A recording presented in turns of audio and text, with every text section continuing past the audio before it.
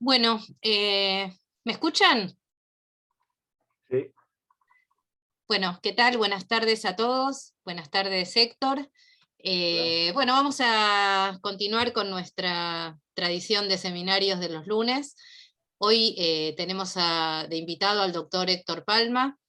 Él es profesor en filosofía de la UBA, es magíster en ciencia, tecnología y sociedad y doctor en ciencias sociales y humanidades de la Universidad de Quilmes. En sus temas de investigación abarcan la filosofía de las ciencias, la historia y la filosofía de la biología, y el evolucionismo y el darwinismo. Actualmente, Héctor Palma es docente en las universidades nacionales de San Martín y de Hurlingham. Y hoy nos va a hablar sobre ciencia y metáforas, un cambio de perspectiva. Realmente un tema súper interesante porque uno tiene asociada a la metáfora a otro tipo de discurso. Es como que la metáfora es propia de un discurso narrativo, y como que sería impropia el uso de una metáfora en el discurso científico, pero creo que en estos minutos que vienen el doctor Palma nos va a contar y nos va a convencer de que no es así, o que no es tan así. Bueno, entonces estamos escuchándote cuando Bueno, quieras. bueno, gracias Alejandra, Ariel, a toda la gente del INIGEN por la invitación.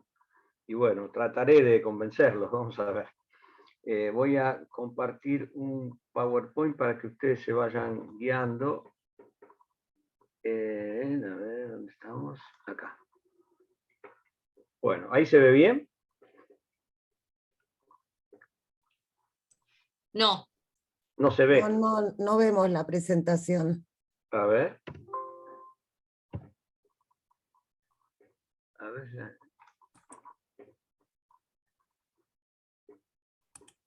No, claro, estaba directamente, en vez de poner compartir, estaba abriendo directamente el archivo. Ah, No lo iban a ver. A ver.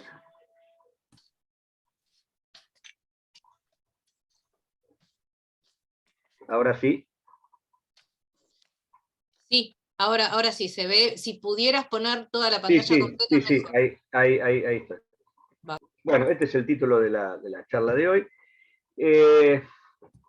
Retomo un poco lo que decía Alejandra recién, y es bastante extraño hablar en un ámbito de ciencia, de historia de la ciencia, de filosofía de la ciencia, hablar de metáforas, y que eso debería ser explicado, digamos. Adelanto un poco algo que voy a repetir después, pero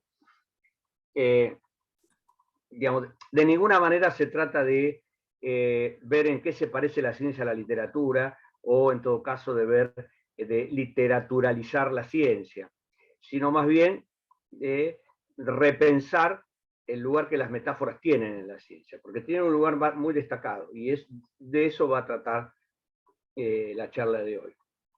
Y efectivamente, mientras, digamos, a lo largo de la historia, a lo largo del pensamiento retórico, estético, literario, la metáfora ha tenido algunas funciones, o han detectado algunas funciones, más o menos estándar, que son las que habitualmente uno relaciona con la metáfora, ¿no? Estas funciones tradicionales son la función estética o función ornamental, digamos, propia de la literatura, de la poesía, donde ahí tiene el objetivo es embellecer el lenguaje, embellecer la expresión, decir algo de otra manera. Eso es bastante conocido. También tiene un lugar en lo que es la retórica, ¿no? El arte de persuadir o convencer. A veces las metáforas son muy potentes, y por más que por detrás de ellas no haya mucho conceptual, pero ellas mismas se imponen, y eso permite en algunas ocasiones convencer al auditorio o al interlocutor, ¿no? En la política eso es bastante habitual. Dentro de la política, los que hablan bien, digamos, algunos usan unas metáforas que son bastante nefastas, pero es bastante habitual. Además de eso, que es parte de la reflexión histórica sobre la metáfora, yo diría que en los últimos... Se me corrió. No. Bueno. Yo diría que en los últimos, no sé, 80, 100 años, los últimos tiempos, también se ha detectado, digamos, se ha empezado a utilizar la metáfora con una función didáctica. Y efectivamente funciona bastante bien, ¿no? Todos los profesores hemos usado metáforas cuando queremos explicar algo, sobre todo cuando queremos explicar algo completamente o básicamente desconocido a un auditorio que no es especialista. Entonces uno apela a estas formas de decir, estas metáforas, para que los estudiantes puedan relacionar eso que uno dice que es desconocido con alguna otra cosa que es más o menos conocida. Estoy pensando, no sé, en el dibujo ese del átomo de Bohr, digamos, que parece un sistema solar, ¿no? Y bueno, y ahí uno entiende un poco y un poco no entiende, pero porque el átomo no es un sistema solar, pero ahí está y uno más o menos puede captar de qué se trata. Y por último, y esto ya dentro del campo de la filosofía de la ciencia, que muy a regañadientes la filosofía de la ciencia tradicional ha aceptado para la metáfora una función más bien subordinada, más bien secundaria, que es una cierta capacidad heurística, es decir, la capacidad que las metáforas tienen de mostrar nuevas relaciones, nuevas situaciones, de esta especie de capacidad creativa que tiene la metáfora, y en este sentido se admite, digamos, dentro de la ciencia, dentro de la filosofía de la ciencia estándar, estoy diciendo, se admite esta función heurística de la metáfora. Ahora, lo que en general nunca se ha admitido, bueno, algunos autores últimamente sí, entre ellos es la idea que voy a defender, lo que nunca ha aparecido, casi nunca ha aparecido, es la función cognoscitiva de la metáfora. Es decir, que las metáforas tienen un valor por sí mismas dentro del conocimiento. No solo en la transmisión a los estudiantes, no solo en el fenómeno creativo de producción de conocimiento, sino también una función realmente sustancial dentro de las ciencias pasadas y las ciencias presentes. Y a eso se refiere el cambio de enfoque que está en el título de la charla de hoy. Pero ese enfoque, como dije hace 2 minutos, no se trata de literaturalizar la ciencia, ¿no? Ni de asimilarla a otros discursos ya conocidos, sino de revisar, repensar, reconsiderar el lugar que las metáforas han tenido y tienen dentro de la ciencia. Y esto no es una cosa, no es simplemente una decisión caprichosa. Hay, creo yo, al menos 3 argumentos que permiten sospechar que hay algo más en la metáfora, ¿sí? Dentro del campo científico. Uno es estos 3 argumentos que acá aparecen en la lámina. El primero es la ubicuidad. ¿Qué significa esto? Y bueno, que en la ciencia, tanto pasada como presente, está lleno de metáforas. Hay metáforas por todos lados, ¿no? Cada uno de ustedes en su respectiva área seguramente tendrá algunas para agregar a esta lista muy breve que yo voy a decir. Pero, por ejemplo, la idea de que el universo es una máquina, ¿no? Muy propia del siglo XVII, XVIII y hasta fin del XIX. El universo, el mundo es una máquina. O el mundo es un organismo, el mundo es como un organismo. La sociedad es un organismo, muy propio de las sociologías del siglo XIX. Y en si la sociedad es un organismo, el conflicto social termina siendo una enfermedad, que es la que ataca al organismo. ¿Sí? Otras metáforas mucho más modernas que hoy están circulando, por ejemplo, la mente es una computadora, o al revés, la computadora es una mente. ¿Sí? Esas son todas metáforas, ¿no? Ni hay que hablar del mercado, por ejemplo, el mercado en economía, ¿no? Incluso con sus supuestos atributos psicológicos del mercado. Los mercados están inquietos, los mercados están confiados, o los mercados están expectantes, como si fuera una especie de homúnculo del mercado, ¿no? Bueno, y así uno puede seguir. El código genético, hemos escuchado muchas veces, el ADN es como un manual de instrucciones. El código genético, la decodificación que se produce en la genética. La evolución, las cosas evolucionan. Eso es una metáfora. Las especies evolucionan, pero también hubo teorías en las cuales se dice que las empresas evolucionan, el sistema científico-tecnológico evoluciona, la economía evoluciona, hay economías evolucionistas. Otras quizá con otro objetivo, pero por ejemplo los agujeros negros, la fatiga de los materiales, fuerza, campo gravitatorio. Ahora con la pandemia nos hemos cansado de escuchar las metáforas bélicas con respecto al sistema inmunológico, ¿no? El ataque, la defensa, todo ese tipo de cosas. Bueno, y así podríamos seguir toda la tarde dando ejemplos. Es decir que la cantidad de metáforas parece desproporcionada para algo que no tendría importancia. Entonces ahí, bueno, ahí parece que hay algo que analizar un poco, ¿no? La otra cosa, el segundo argumento, es la lexicalidad. ¿Esto qué significa? Algunas metáforas que yo di tienen un uso didáctico claramente, tienen un objetivo modesto, que es el simplemente enseñar y tratar de hacer comprender. Pero en muchos otros casos, las metáforas no son una expresión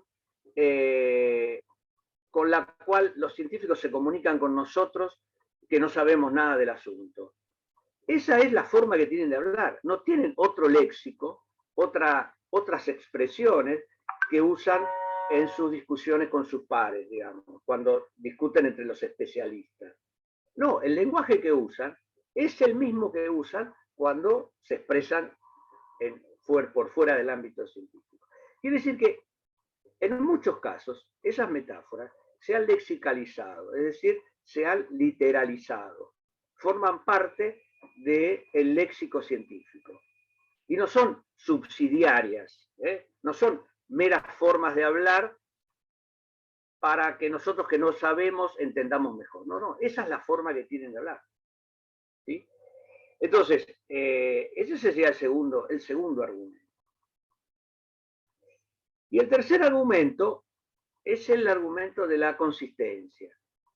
También, en muchos casos, cuando se usa una metáfora, las consecuencias lógicas de la metáfora, al estilo de, imaginemos, un sistema axiomático, ¿no? Los teoremas son consecuencias lógicas de otros teoremas o de los axiomas y postulados del sistema. Entonces, acá lo mismo, las consecuencias lógicas de la metáfora que uno utiliza son parte del sistema y parte del léxico. ¿No? Retomo un ejemplo que dije algo hace 2 minutos. En las sociologías organicistas del siglo XIX, la sociedad es un organismo. Y el organismo, como todos los organismos vivos, según ellos funciona armónicamente. Pero a veces hay una especie de ataque, sigo con la metáfora, un ataque externo, el ataque de un elemento exterior que amenaza con la armonía del sistema viviente, o la armonía del organismo. Eso que en la biología y en la medicina es una enfermedad, digamos, en lo social también es una enfermedad. Es decir, el conflicto social termina siendo una enfermedad. Y tiene más consecuencias en esto, ¿no? Porque justamente hay una concepción de que los organismos vivos funcionan armónicamente y que lo que los amenaza es algo que viene de afuera. Entonces, esa amenaza tiene que ser extirpada del cuerpo social. Tiene que ser eliminada del cuerpo social. ¿Sí? Así como la enfermedad tiene que ser eliminada del cuerpo viviente, el conflicto social tiene que ser eliminado del cuerpo social, como una enfermedad también. Bueno, y así podríamos seguir, digamos, hay otras formas de entender también el conflicto social. Esta no es la única forma. Pero desde la sociología organicista se entiende de esta manera. Así que yo diría, con estos tres argumentos, la ubicuidad, la lexicalidad y la consistencia, me parece que al menos permiten eso que decía, sospechar que hay algo más serio respecto de la metáfora en la ciencia, ¿no?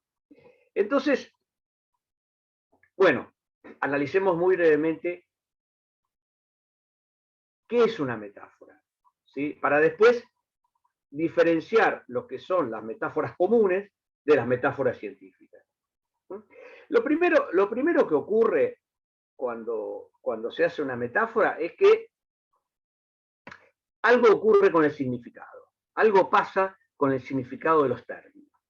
Los términos son usados cuando alguien inventa, descubre o propone una metáfora de un modo distinto al que son usados habitualmente, ¿no? Imaginemos, no sé, una metáfora muy de la historia de la filosofía política. Bueno, el hombre es el lobo del hombre.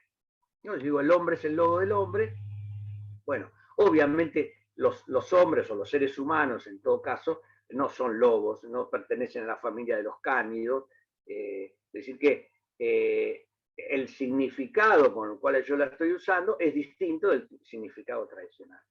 Entonces se dice que hay un corrimiento, es un lenguaje sesgado, oblicuo, en fin, hay distintas formas de decirlo, pero en el fondo lo que se quiere decir es que hay una especie de extensión, hay una novedad con respecto al significado.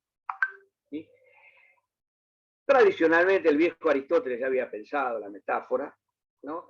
Y hoy en día ya, no, en todo caso, no se piensa que la metáfora descubre una analogía o una similitud que ya estaba presente. En todo caso, la metáfora crea una similitud, donde antes no la había.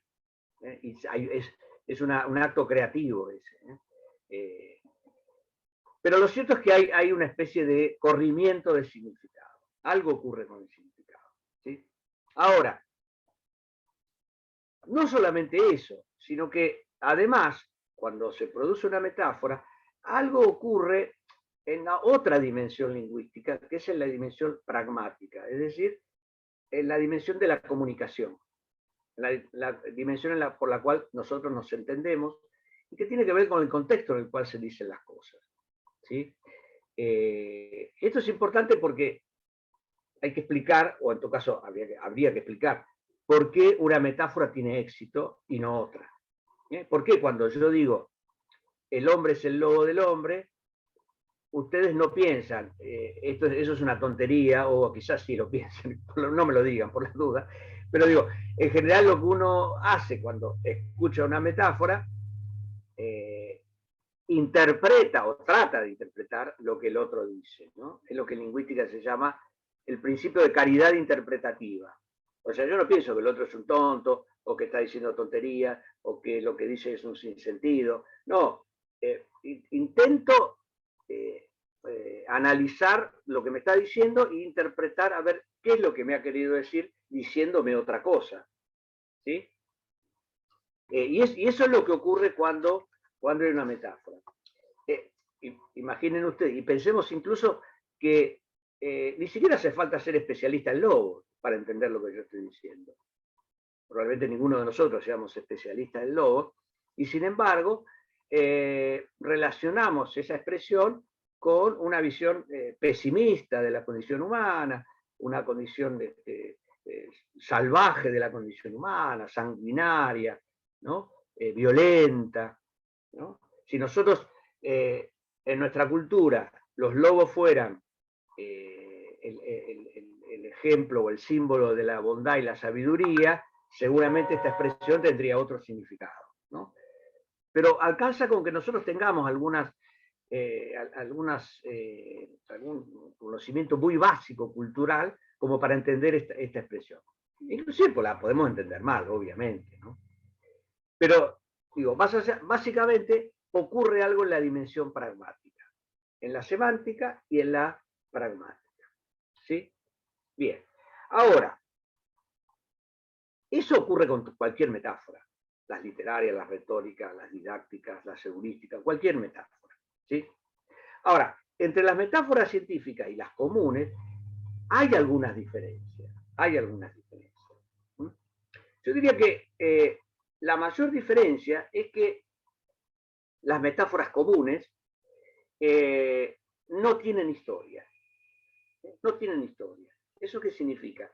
Que siempre son metáforas. Si uno lee a los textos clásicos de Hesíodo, lee la Divina Comedia, lee textos que tienen cientos o miles de años, uno cuando lee una metáfora ya sabe que es una metáfora y ya la interpreta como puede, digamos, a veces, ¿no? Es cierto que uno con el correr de los siglos reinterpreta esas metáforas, es cierto, pero sigue siendo una metáfora. Es decir, que la metáfora no tiene historia, siempre será una metáfora. En cambio, en las metáforas científicas se produce un fenómeno bastante diferente. Y es que las metáforas científicas se lexicalizan, es decir, son lo que algún autor ha llamado metáforas muertas. Tienen una historia, es decir, aparecen como metáforas cuando alguien las inventa, las propone, y después rápidamente mueren como metáforas. Y ya se pierde ese origen indebido, bastardo, ese origen oscuro y turbio que han tenido. Y se transforman en un lenguaje técnico de la teoría o del campo científico en el que se usa. Los científicos del siglo XVII pensaban que el mundo era una máquina. Los organicistas del siglo XIX pensaban que la sociedad era un organismo. Y así sucesivamente. Es decir que no todos los casos, ¿no? Pero muchos casos de metáforas científicas son estas metáforas muertas. Es decir, que tienen un origen metafórico y después simplemente se usan como parte del lenguaje técnico. Bueno, yo ahí puse, ahí al final de la lámina, se habla de disociación y lexicalización. Ese es un problema técnico, básicamente es lo mismo que acabo de contar. Es decir, que cuando alguien propone una metáfora, se produce una especie de disociación. Es decir, que alguien pone en asociación dos campos que normalmente son totalmente ajenos. Y eso es un acto creativo, ¿sí? Eso es lo que yo llamé en algún texto disociación sincrónica, es decir, ese acto creativo. Y después se produce una lexicalización. Es decir, disociación y lexicalización son los dos pasos que produce una metáfora científica. ¿Sí? Bueno, hasta ahí la propuesta de cuál es el artefacto del que estoy hablando, digamos, estas metáforas científicas, que, insisto, difieren de las metáforas comunes, no son lo mismo, son estas metáforas muertas. Esto no es un concepto muy extraño, ¿no? Si uno analiza que el lenguaje común, las lenguas, inglés, el francés, el español, todas las lenguas, están llenas de metáforas. Sin embargo, las usamos como si no fueran metáforas. Se han lexicalizado también. Pero cuando uno analiza un poco el origen de la palabra, el origen del uso, el sentido que tiene, inmediatamente detecta que son metáforas. Sin embargo, las usa lexicalizadamente. Así que no es un fenómeno tan extraordinario lo que estoy diciendo, ¿no? Pensemos, la discusión es como una especie de batalla, ¿no? Fulano esgrimió determinados argumentos, destruyó sus argumentos, ¿no? Esto es la discusión como una batalla, es la idea del conocimiento como iluminación. Llegó la luz, nos iluminó, quiere decir que entendimos algo. Y la oscuridad es como el desconocimiento y la luz es como el conocimiento. Arriba es mejor que abajo en general, ¿no? Estar arriba es mucho mejor que estar abajo. Bueno, todas estas son metáforas del uso corriente, así que bueno, no me voy a meter mucho con eso, pero digo para mostrar que este fenómeno de la muerte de las metáforas es bastante común. Bueno, entonces, como decía, es el artefacto, estas metáforas científicas que yo vengo a contarles. Bien, ahora, ¿dónde encontramos esto? Bueno, yo diría que hay, esto puede ser discutible, podemos desagregar más niveles, yo diría que hay cuatro niveles de metáforas en el campo de la ciencia. El primero son las grandes metáforas, que casi son como teorías metafísicas, ¿sí? Sobre qué es el mundo, cómo es el universo, cómo es bueno, la sociedad en este caso, o si no, el universo mismo, ¿sí? Y yo diría que en tanto grandes metáforas, que son las que marcan una época, marcan una cultura, es decir, que se extienden a todo el campo del conocimiento y de la cultura, hay muy pocas, obviamente. Yo podría haber 2 o 3, podría ser. Una es el mecanismo del siglo XVII. ¿Sí? El mecanismo del siglo XVII atravesó toda la cultura, no solamente la gran revolución científica asociada a Copérnico, Galileo, Harvey, Newton, Kepler, etcétera, etcétera, sino también que esa metáfora de la máquina impregnó toda la cultura, ¿sí? Al punto que justamente lo que se conoce como el proceso de secularización del mundo moderno, es decir, la separación entre lo sagrado, por un lado, la religión, y lo profano, por otro, es decir, la ciencia y las otras explicaciones del mundo, se produce porque justamente como consecuencia de esta visión del mundo como una máquina. El mundo deja de ser, como pensaban los antiguos, una especie de organismo para pasar a ser una máquina. Y este cambio modificó la comprensión prácticamente de toda la cultura, ¿sí? Del mundo en su conjunto, de la física, de la astronomía, de los cuerpos vivientes, de la política, de la filosofía política, del concepto de libertad. Todos están relacionados con esta idea de el mundo es una máquina, ¿sí? Y otra de las grandes metáforas que también atravesó, quizá no tanto como el mecanismo, pero prácticamente buena parte de la cultura, ha sido el evolucionismo del siglo XIX y buena parte del siglo XX, ¿no? En general, ahí nosotros lo único que heredamos y que queda vigente cuando se habla de evolución, lo relacionamos inmediatamente con la figura de Darwin, la teoría de la evolución de Darwin y sus modificaciones posteriores, y que es una teoría plenamente vigente hoy. Pero el siglo XIX fue un siglo evolucionista en pleno sentido. Hay una filosofía evolucionista, una economía evolucionista, la sociología evolucionista, las antropologías evolucionistas. Es decir, que son mucho más amplias, ¿no? No hay tiempo, pero justamente uno podría hacer una especie de comentario, que es que la evolución biológica, a pesar de estar en un siglo evolucionista, tiene poco que ver con los evolucionismos sociohistóricos. Muy diferentes, estructuralmente muy diferentes. Porque los evolucionismos sociohistóricos están atravesados por la idea de progreso, y en cambio la evolución biológica no. No hay una direccionalidad, no hay un progreso en la evolución biológica. Sin embargo, bueno, en la cultura eso ha aparecido simultáneamente y es un proceso muy complejo. Pero lo cierto es que esta ha sido una de las grandes metáforas. El segundo nivel es el de las metáforas entre las ciencias.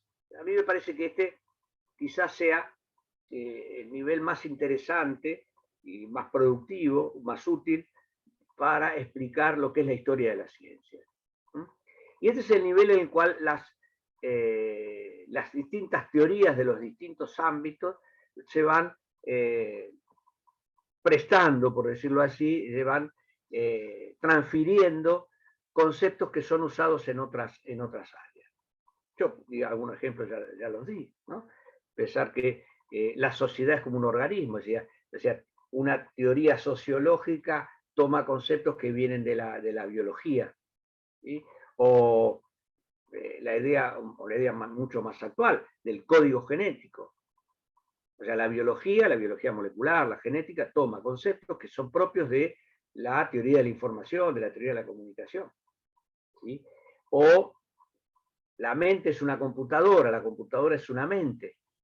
Bueno, la computadora no es una mente y la mente no es una computadora. Sin embargo, esta especie de maridaje metafórico es importante, y no solamente... Un papel acá que me está tocando las teclas.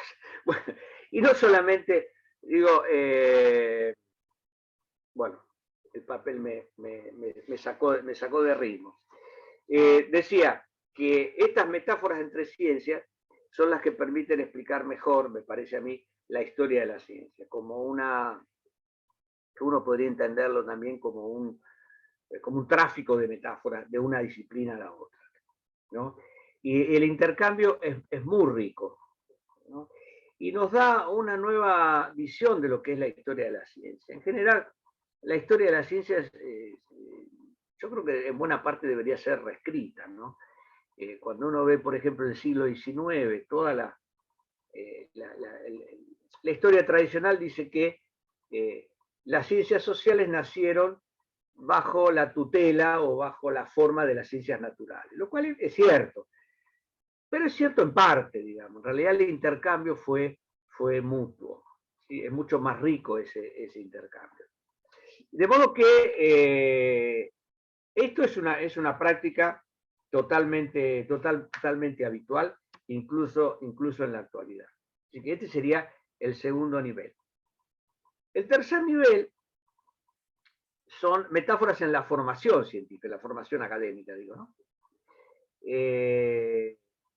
Si bien las metáforas se usan con un objetivo didáctico en la formación de niños, jóvenes, en la escuela primaria, secundaria o en la universidad, eso está bien, pero yo me refiero a otro tipo de metáforas que me parecen más importantes, que son las que sirven para formar académicamente, científicamente, a los científicos, es decir, las que se dan en ese nivel ya de la ciencia concretamente.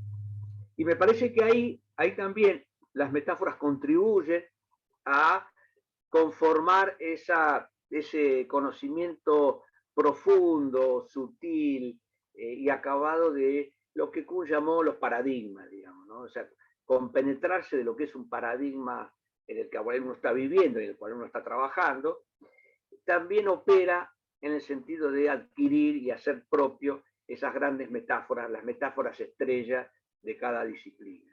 Así que ahí también hay un campo importante. Y por último, lo que yo llamo las metáforas de la cultura, o metáforas de la sociedad, es decir, esas metáforas que provienen ya no de otras disciplinas científicas, sino del campo de la cultura en general, ¿no? Es decir, que no tienen, que pasan del campo del sentido común, el conocimiento común, a el campo científico. ¿Sí? Estoy pensando, por ejemplo, el árbol de la vida, de Darwin, en fin, hay muchísimas que han hecho ese recorrido. Esto, por supuesto, este cuadro, estos niveles, podrían ser revisados, pero me parece que esto da cuenta de lo que ha ocurrido y ocurre dentro de la ciencia. ¿Sí? Bien, y ahora, ¿y todo esto para qué? ¿Todo esto para qué? Porque uno puede decir, bueno, es una curiosidad, qué interesante todo esto. ¿Y para qué? Yo creo que este cambio de enfoque no solamente da una visión distinta o permite que yo esté hablando con ustedes ahora y diciendo algo que por ahí no escucharon o algo que parece raro. Bueno, eso sí, pero yo creo que este cambio de enfoque tiene consecuencias, algunas ya las tiene, otras probablemente las vaya a tener, que son al menos estas, ¿no? Yo digo, la primera son consecuencias epistemológicas de esta nueva consideración de las metáforas.